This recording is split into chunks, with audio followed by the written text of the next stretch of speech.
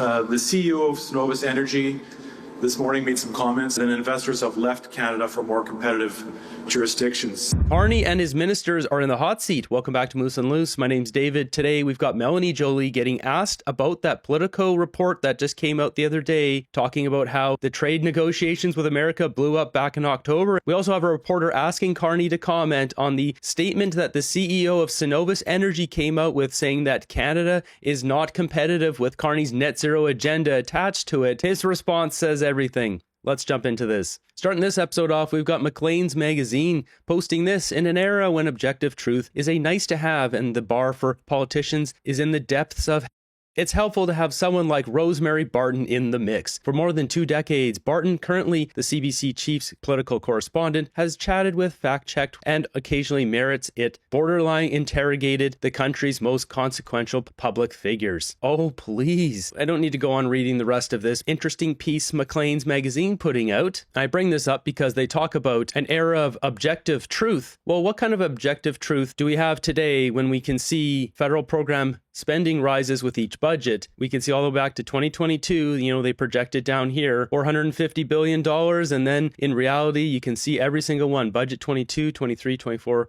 and then spring update is this red one here, and we're up to almost $600 billion. The Liberals just keep spending more and more and more, and there's no truth to why they're spending this money. Where is this money going? Why are things so expensive? And when Conservatives try to get answers, they shut down committees. That brings us to today. We've got Melanie Joly gets asked a question that she did not expect to get, because you can see her body language. It's obvious. She gets asked about the October Trump trade negotiations getting blown up and her role in it. Hi, Minister Barbara with iPolitics. Just passing a question from my editor, Marco Vigliotti.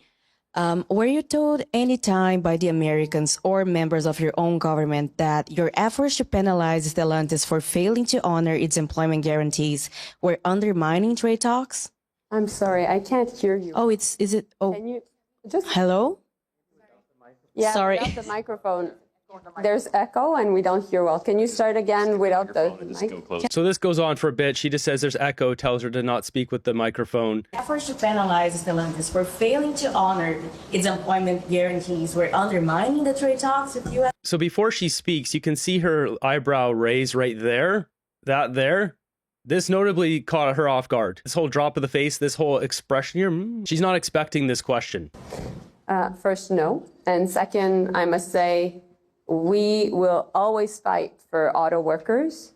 We know that the American tariffs are illegal and unjustified.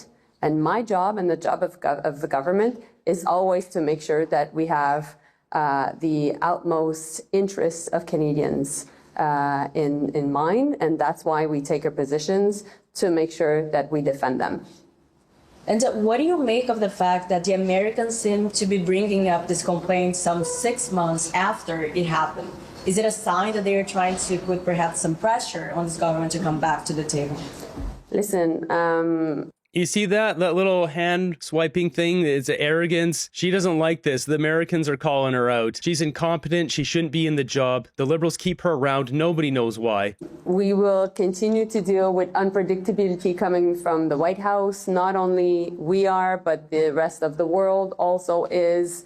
I've been in contact with also my colleague, my counterpart in the EU, as the EU is facing a similar situation. And my goal ultimately is to make sure that we're building the economy here and building Canada strong. Yeah, just resorting to more Carney slogans. There's no answer to this. Oh, I didn't do anything wrong. It wasn't me. I didn't blow up the negotiations. So while there are many things we can control in the world and we can't control what's going on in the White House, there are many things we can control here at home. And we can control how we build this country and how we also invest in our talent. And that's and not blowing up the trade negotiations by rupturing the relationship with the auto pack and car manufacturer CEOs. How about that? We throw that one in there. Moving ahead, we've got the CEO of Cenovus Energy, one of the biggest energy producers in Canada, warning about Mark Carney's plan here. This is coming straight from Morningstar.com. This is a leading investment research website. It says Cenovus CEO warns Canada's myopic focus on environment risks energy superpower promise. promise, says the chief executive of one of Canada's biggest oil producers, warned that Prime Minister Mark Carney's pledge to position Canada as an energy superpower is at risk by his focus on potentially investment-killing environmental rules. The pointed remarks from Cenovus Energy CEO John McKenzie on Wednesday add to pressure from other energy executives in recent days for the Liberal government to rethink some of its environmental goals as Carney and other senior officials try to drum up increased investment into the commodities patch. Carney has countered that by saying low-carbon energy would be a competitive advantage. We all know that's not backed by any source, facts, or science. It's just to help enhance his Brookfield Global Transition Fund 1 that he's set to make hundreds of millions of dollars off of. That's why he says that. He has no data to back that up. So the CEO goes on to say here, the national dialogue on further development of the oil sands has been myopically focused on the climate agenda and climate policy, McKenzie said. We have created a set of national policies and regulations that make resource development and investment in Canada uncompetitive with the rest of the world. Not more competitive. He added Canada could benefit from the present state of energy insecurity amid the conflict in Iran and the subsequent hike in energy prices to become a safe, predictable, trusted supplier of oil and gas in Asia and Europe. He says, we have the opportunity to correct course, McKenzie said. So this guy is calling out Mark Carney and his policies as net zero. It's the wrong move here. We all know this, saying, oh, it's got to be low carbon because that's what people want. That'll make us more competitive in Asia and Europe. So here's Carney being asked specifically about these comments. The CEO of Cenovus Energy this morning made some comments. I'm not sure if you saw them, but he said the national dialogue on further development of the oil sands has been myopically focused on the climate agenda and climate policy. And then investors have left Canada for more competitive jurisdictions. I'd like your thoughts, please. Well, I start by observing the following, which is that the oil production in Canada, largely driven by the oil sands, is at a record high. It's moved up over the course of the last decade from 3 million barrels per day to over 5 million barrels per day. That brings great benefits to the country, but it also is a source of our emissions, is one of the biggest sources of our national emissions. And one of the factors, I'm going to anchor this in the discussion today, what we're celebrating today. What AirAsia is doing, what Tony Fernandez has helped to lead. When you look at Asia, biggest, fastest growing market, crucial to the future of Quebec, future of Canada, is building those links. What they're looking for, and you see it in the choice of the A220, is not just efficient. So what he's talking about, the A220 is an airplane. There's a big Airbus deal that was yesterday. I'll have another video on this, but basically AirAsia committed to buy 150 of these coming from Quebec, so securing a bunch of jobs there for a long time. Not just efficiency, but low emissions. One of the selling factors is that emissions are 25% lower than previous, because they're looking for that efficiency over the long haul. And one of the factors, one of the key selling points for Canadian conventional energy will be that it's low risk. Canada is the lowest risk jurisdiction. Low cost, low marginal cost. We are continuing to work on that. And low carbon. And so getting the emissions down will put us in a position. And I will tell you that from direct conversations with a series of governments across Asia, that's what they're looking for the medium term. That's what the government of Canada is working with the government of Alberta in order to produce a comprehensive approach through our MOU. We're making good progress on that, and that's going to make the oil sands more competitive. It's going to make Canada more competitive as part of a much bigger energy transition that's happening. And I can't speak, and I'll finish here, being in Quebec, without observing just the fundamental strength that's given from the clean energy that comes from this great province. Thank you very much. Thank you, Prime. That's not true. That's factually not true. The real clincher here at the very end, it says McKenzie said, no other major oil producing country in the world has an industrial carbon tax, quoting saying, the result is this tax does not incent decarbonization of Canadian industry, but instead incents industry to invest outside of Canada. Now let's just go back to who he mentioned here.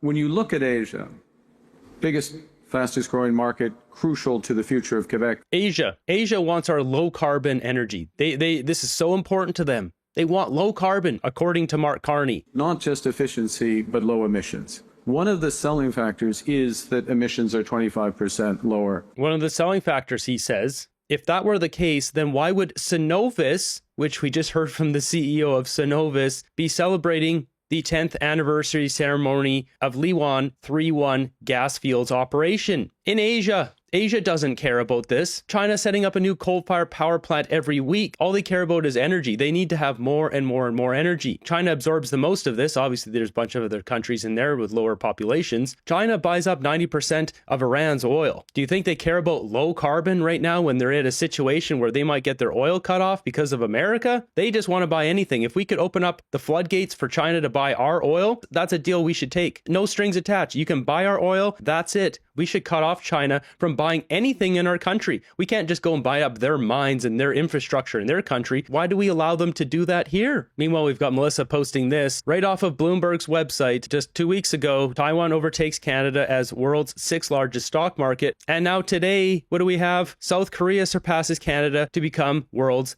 7th largest stock market. We're getting leapfrogged by everyone. And the CEO of Cenovus called out Carney, and what does he do? He doubles down low carbon this, low carbon that, because it benefits him. Why are we allowing one guy to ruin our country for his own benefit? Meanwhile, we've got the Canada Strong and Free Network going on in Ottawa. Pierre Poilievre comes out with quite a sharp jab. I have to begin by apologizing for my late arrival. I jumped into my Uber and I asked him to drive at speeds not seen in generations.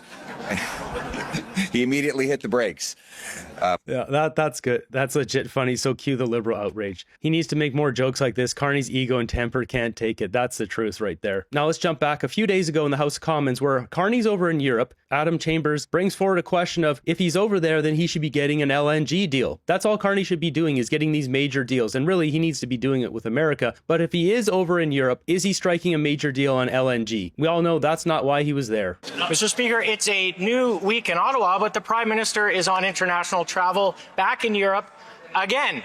But we already have a free trade deal with Europe. But there is one thing our allies have been asking us for, and that is Canadian liquefied natural gas. Now, one would go to Europe to make a big announcement. So will the minister confirm that the Prime Minister is indeed in Europe to announce on what date our allies can accept? You know, I don't think the member is alluding to a specific time when the Prime Minister would be might be leaving for Europe, but we have to be careful not to. We have to be careful. I don't think this.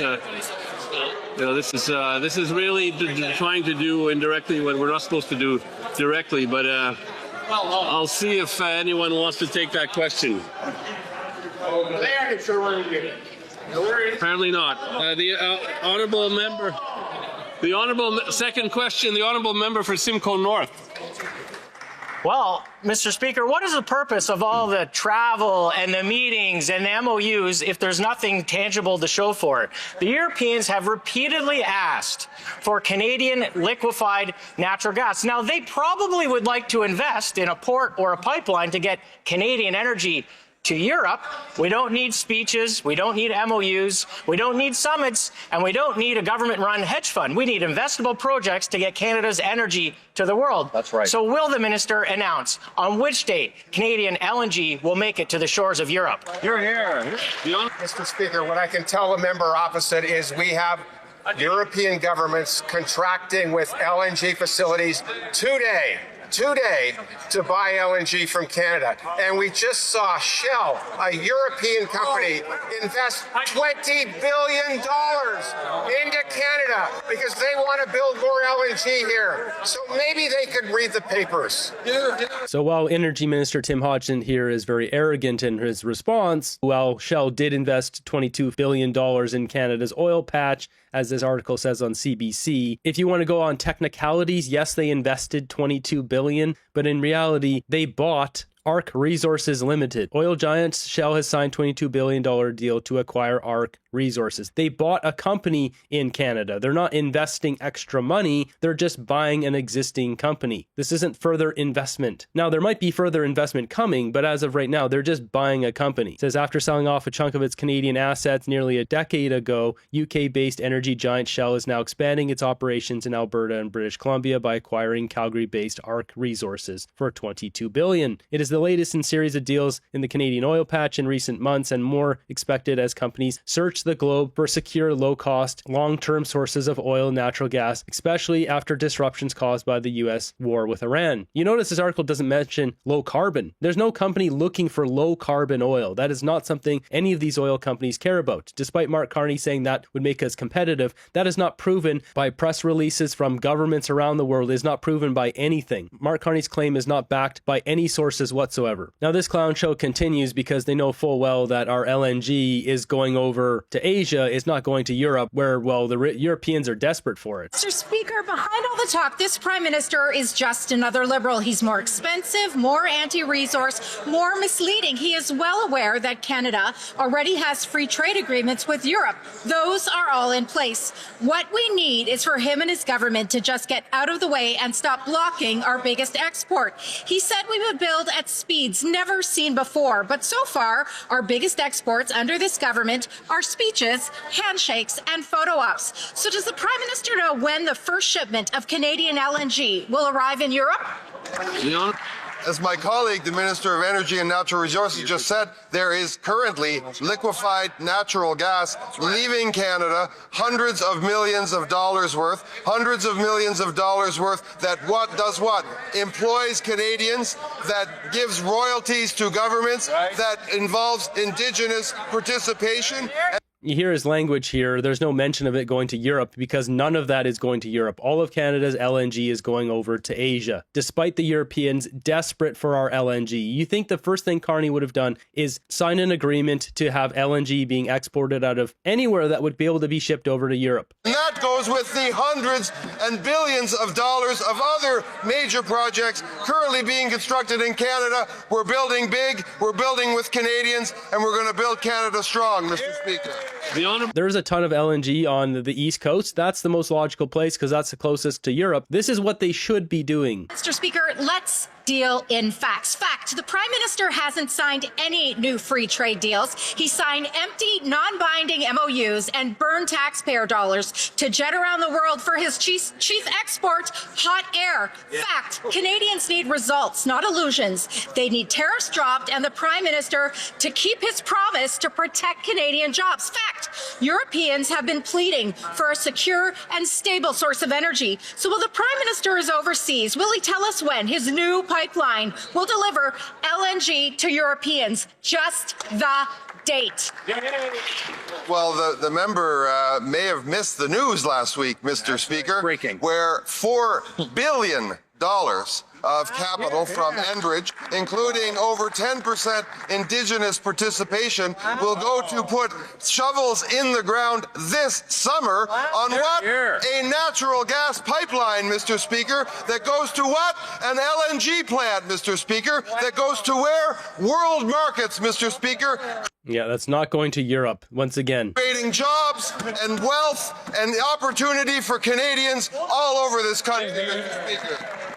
What he's referencing here, you can see on CBC, is Ottawa approves Enbridge's $4 billion Sunrise natural gas pipeline expansion project. 139 kilometers of new pipeline in BC. Once again, this is not going to Europe. They just need to admit it. They're not doing anything to help the Europeans get natural gas. Yet we're the most European of all non-European countries. Why would they welcome us into the EU if we're not even going to help them with natural gas? It's an insult to European nations who are in desperate need of our LNG. And to end this video on a high note, we've got a guy rescuing a dog from a freezing river. So this is his dog. It's a rescue dog that he thinks was a little bit mad at him, which you'll see at the end. River to save his dog.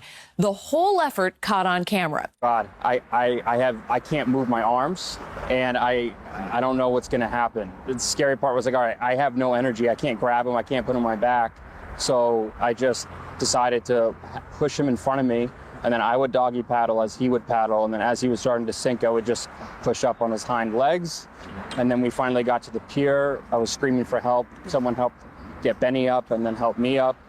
There was a point, though, where I was like, I need help here. And I was looking around. And it's after the ordeal, Benny was back to normal. On the walk home, still was ready to chase after geese. And I was like, no, this is not happening. Hans thinks Benny may have been mad at him. Part of me thinks that this was a revenge against leaving him for 10 days when we got married a few weeks ago to, like, get back at us.